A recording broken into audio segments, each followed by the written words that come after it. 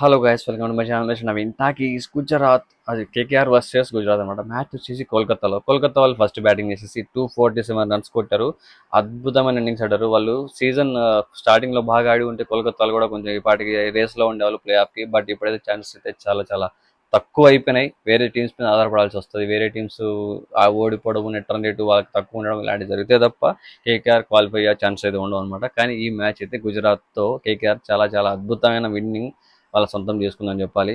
వాళ్ళు బాగా పోరాడారు. కాకపోతే ఇక్కడ కోల్కతా వాళ్ళు టేబుల్ ఆల్మోస్ట్ వాళ్ళు కూడా కిందనే ఉన్నారు. పైకి వచ్చే అవకాశాలు లేవు కదా. కాబట్టి ఈ లాస్ట్ సీజన్ ఎండింగ్ వచ్చేసరికి ఈ లీగ్ సీజన్ ఎండ్ అయ్యేసరికి మ్యాచెస్ అన్ని చాలా ఇంట్రెస్టింగ్ ఆరిపోయాయి. టేబుల్లో అన్ని తలకిందులు అయితే ఉన్నాయి టీమ్స్ అన్ని కూడా.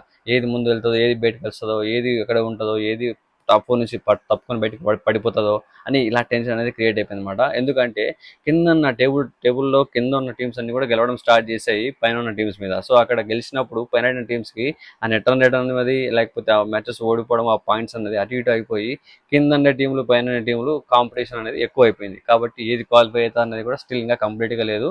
ఆల్మోస్ట్ పర్సెంటేజ్ ఎక్కువ ఉండేది ఆర్సీబీకి, జీటీకి అండ్ ఎస్ఆర్హెచ్ కి అయితే ఎక్కువ ఉన్నాయి. మిగతా టీమ్స్ అన్ని కొట్టుకొని వస్తున్నాయి టాప్ 4 ప్లేస్ కి.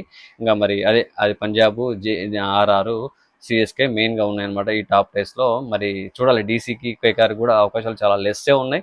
మేబీ వాళ్ళ మీద మిగతా టీమ్స్ మీద ఆధారపడి వాళ్ళ నెట్ రన్ రేట్, వాళ్ళ పాయింట్స్ తగ్గిపోయి ఓడిపోతే అలాంటప్పుడు వాళ్ళకి అవకాశాలు ఉంటాయి అనమాట. వేరే టీమ్స్ మీద కంప్లీట్ గా ఆధారపడాలన్నమాట. కానీ ఇక్కడ మ్యాచ్ జీటీ వాళ్ళు నిజంగా చేయడానికి బాగా ట్రై చేశారు. కాకపోతే అది అవ్వలేదు.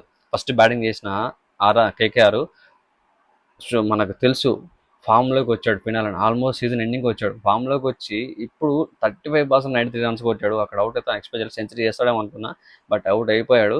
తర్వాత చూసుకుంటే యాంకిల్ Raghuvanshi mister consistent for KKR అనమాట. 450 ఏమో వేసాడు. 82 రన్స్ ఇన్ 44 బాల్స్లో కొట్టాడు. అద్భుతమైన ఇన్నింగ్స్ ఆడాడు. మంచి ఫినిషింగ్ ఇచ్చాడు. యాంకర్ ఇన్నింగ్స్ ఆడాడు. ఫస్ట్ ఆడల్ అవుట్ అయిపోయినప్పటికీ ఇది ఇన్నింగ్స్ లాస్ట్ వరకు బిల్డ్ చేసుకుంటూ తీసుకెళ్లిపోయాడు యాంకిల్ రఘువంశీ. అందుకే స్కోర్ అంత కొట్టగలిగారు.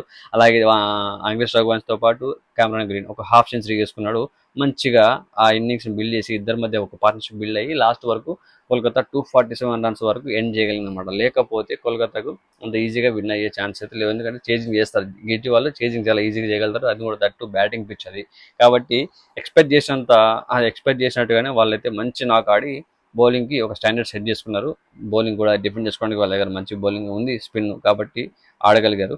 అలాగే జీటీ వాళ్ళు సెకండ్ బ్యాటింగ్ దిగారు. కాకపోతే జీటీ వాళ్ళు పోరాటం వృధా అయిందని చెప్పాలి. వీళ్ళు క్వాలిఫై అయిపోయి వాళ్ళు ఈ మ్యాచ్ గెలిచి ఉంటే ఖచ్చితంగా, కానీ గెలవకుండా కేకేఆర్ వాళ్ళు అడ్డుకున్నారనమాట. ఈ జీటీ వాళ్ళు బ్యాటింగ్ దిగేసి Shubman Gill, Sai Sudarshan mister consistent for GT అంటే సాయి సుదర్శన్ అని చెప్పాలి. కన్సిస్టెంట్ గా 500 రన్స్ చేసుకుంటూ వస్తున్నాడు ప్రతి సీజన్ లో కూడా. అలాగే శుభ్మాన్ గిల్ కూడా అదే ఫామ్ ని కంటిన్యూ చేసుకుంటూ వస్తున్నాడు. ఈ top 3 batters Shubman Gill, Sai Sudharsan and Butler, వీళ్ళు ముగ్గురు పోతే టీంలో బలం అనేది పోతుంది. మిగతా వాళ్ళు మ్యాచ్ విన్నింగ్ నాకు ఆడి గెలిపించగలిగేంత క్యాపబిలిటీ ఉన్న ప్లేయర్స్ అయితే టీంలో లేరు. సుందర్ కూడా ఈ మధ్య క్యామియోస్ ఆడుతున్నాడు. మంచి స్కోర్ అయితే యాడ్ చేస్తున్నాడు టీంకి.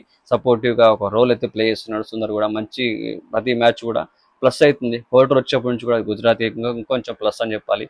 ఇవన్నీ ప్లస్లే. బౌలింగ్ అద్భుతంగా ఉంది. సిరాజ్ బౌలింగ్ లో కూడా అద్భుతంగా వేసే డాట్స్ చేసే సిరాజ్ బౌలింగ్ లో కూడా నిన్న ఆ మ్యాచ్ లో వచ్చేసి కోల్కతా వాళ్ళు పిచ్చ కొట్టారు.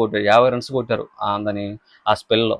మరి రబాడా కూడా మంచి స్పెల్ వేశాడు. సో అందరూ బాగా పర్ఫామ్ చేసినప్పటికీ ఇక్కడ మ్యాచెస్ గెలవడం అనేది చాలా ఇంపార్టెంట్. ఆ మ్యాచ్ గెలవకపోతే వాళ్ళకు క్వాలిఫికేషన్ అనేది పడిపోయింది. కాబట్టి సో వాళ్ళు ఎలానా క్వాలిఫై అవుతారు. 8 మ్యాచ్లు ఆల్రెడీ గెలిచారు. ఎలానా ప్లే ఆఫ్స్లో ఉంటారు. కాకపోతే టాప్ 2లో ఫినిష్ చేయడం అనేది ఇంపార్టెంట్. కాబట్టి వాళ్ళకి అదే ప్రధానంగా ముఖ్యంగా చేసుకొని గెలవాలని చూస్తారు. కానీ ఆ పప్పులు ఉడకకుండా కేకేఆర్ వాళ్ళు అడ్డుపడడం జరిగింది. అడ్డంగా నిలిచడం జరిగింది అనమాట.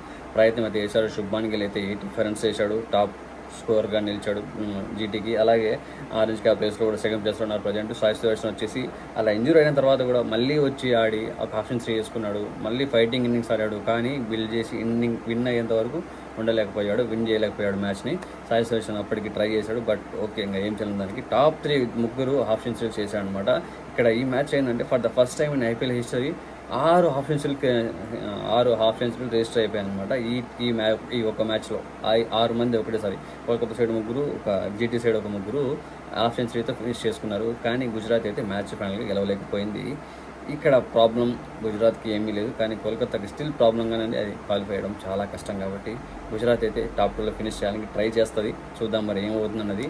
ఆర్సీబీ ఆల్రెడీ టాప్లోనే ఉంది. కాబట్టి మరి ఆర్సీబీ నెక్స్ట్ మ్యాచ్ గెలిస్తే ఖచ్చితంగా అది క్వాలిఫై అయిపోతుంది. మరి మీరేమనుకుంటున్నారు అది కింద కామెంట్లో చెప్పేసండి. జీటీ టాప్ 2లో ఫినిష్ చేస్తుందా, ఏది టాప్ 2లో ఉండబోతున్నాయి, ఏ టీమ్స్ అన్ని క్వాలిఫై అయిపోతున్నాయి టాప్ 4లో అన్నది మీరు కింద మీకేమన్నా అనిపిస్తే కింద కామెంట్లో చెప్పేసండి. అలాగే నా ఛానల్ కనుక సబ్స్క్రైబ్ చేసుకొని వీడియోస్ లైక్ చేయండి, షేర్ చేయండి, అలాగే కామెంట్ కూడా వేసేయండి. పక్కన ఉన్న గంటని గట్టి కొట్టేసి పెట్టేసుకొని ఫర్దర్గా నా వీడియోస్ మిస్ అవ్వకుండా మీ దగ్గరికి వచ్చేస్తాయి.